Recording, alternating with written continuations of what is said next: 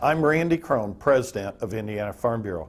As Congress begins discussion about the 2018 Farm Bill, Brownfield Ag News and Indiana Farm Bureau have partnered in this informational series to provide you the information you need to better understand key areas of the Farm Bill. Each Farm Bill Task Force video will take a closer look at a few different areas of the Farm Bill, including ARC County program, conservation programs, the Marginal Protection Program, and crop insurance. We hope you find this educational series valuable as we move forward in these discussions. We are committed to supporting Indiana's farmers and engaging them in the process for the 2018 Farm Bill, and we want you to help lead the effort in getting things done for the best interest of Indiana agriculture.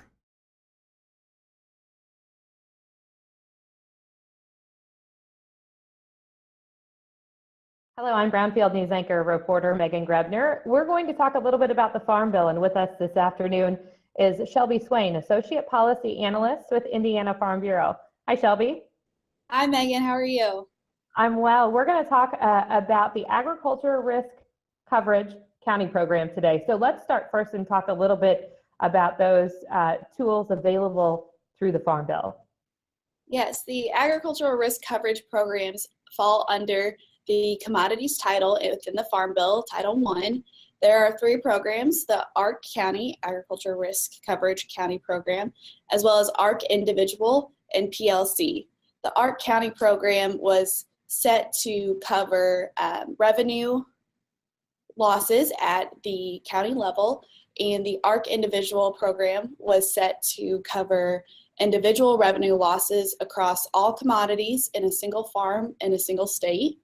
And then the PLC program, or price loss coverage, was set to cover farmers whenever a commodity price took a sudden drop, and it created a floor that would provide assistance to them. So the ARC County program is something that we want to focus on at Indiana Farm Bureau because majority of the Indiana farmers elected the ARC County program. Shelby, when we look at the ARC County program specifically, what are some things that Indiana Farm Bureau members and Indiana farmers need to think about when it comes to this program?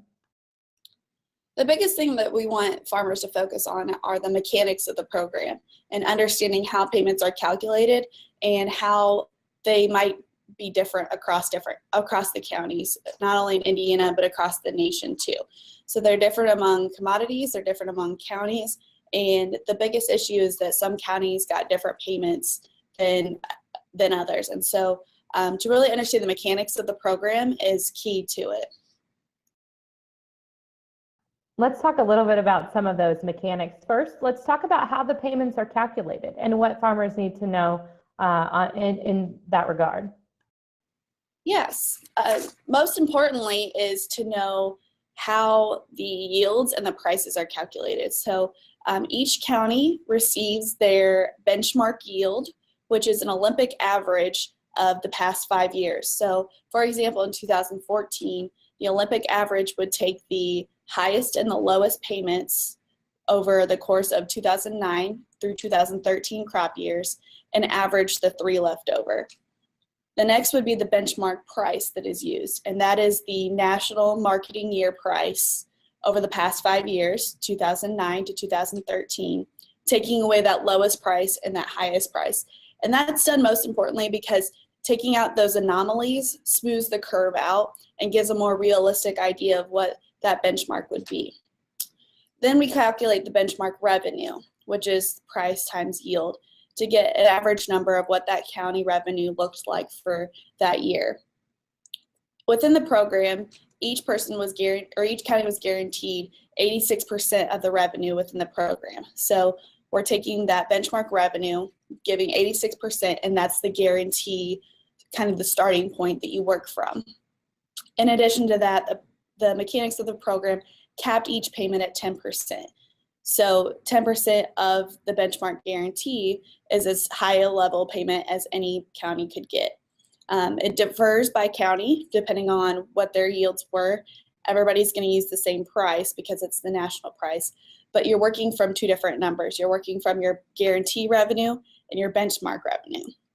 Then come the crop year, you receive your actual revenue and the national price at the time. If it's anything below the PLC, or price loss coverage stated price for corn, for example, was $3.70.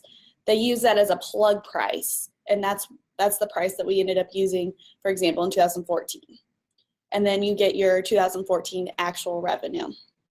So from there, this is where the program gets a little sticky as far as what numbers do you use. So the payment rate is calculated by taking your actual revenue subtracted from the guarantee revenue, and you're left over with a number somewhere in between 0 to 100, depending on where you're at, and that's the payment rate per acre. So we're left over with the payment rate that's resulted. If the payment rate is negative, that your actual revenue was larger than your guarantee revenue, it's going to result in a $0 payment. If there was money left over from the guarantee to the actual, that the actual revenue was well below the guarantee, you make up the difference capped at the original cap we found.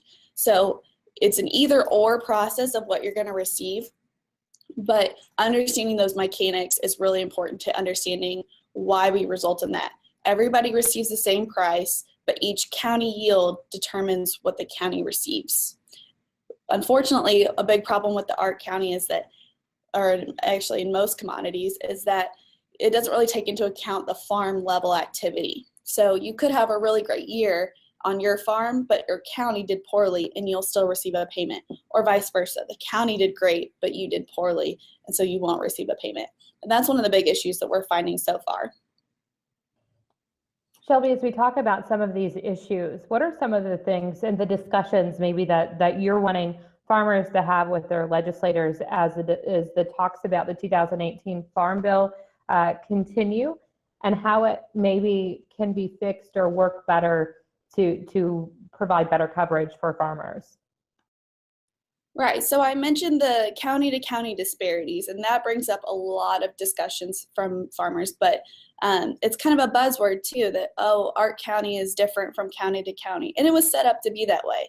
The program is functioning the way it was designed to in the statute. Unfortunately, it's just creating some conflicts, especially if you live on a county line and you're getting different payments from the person living across the street from you. So we're looking to legislators to consider what that creates as far as competition among land rents, competition among neighboring farmers, how you're making decisions looking forward in the next year. Payments are being received about a year later after crop years are submitted, and that creates a lot of cash flow issues. So really consider what this program, though it's functioning well, some of the effects that are occurring.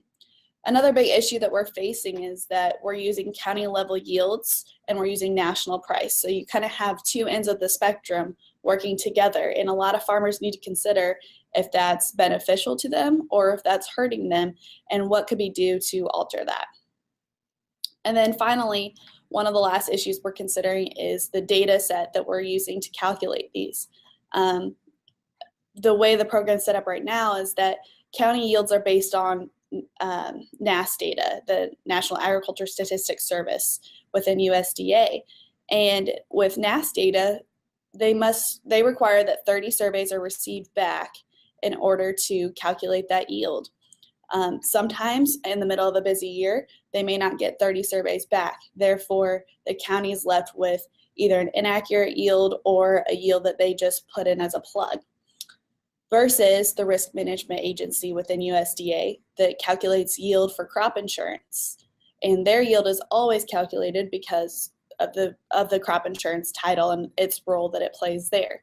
So we're asking farmers to consider what they feel accurately reflects their county's yield, accurately reflects what they consistently show in their fields, and talk to their members of Congress about what these different benefits create in data sets.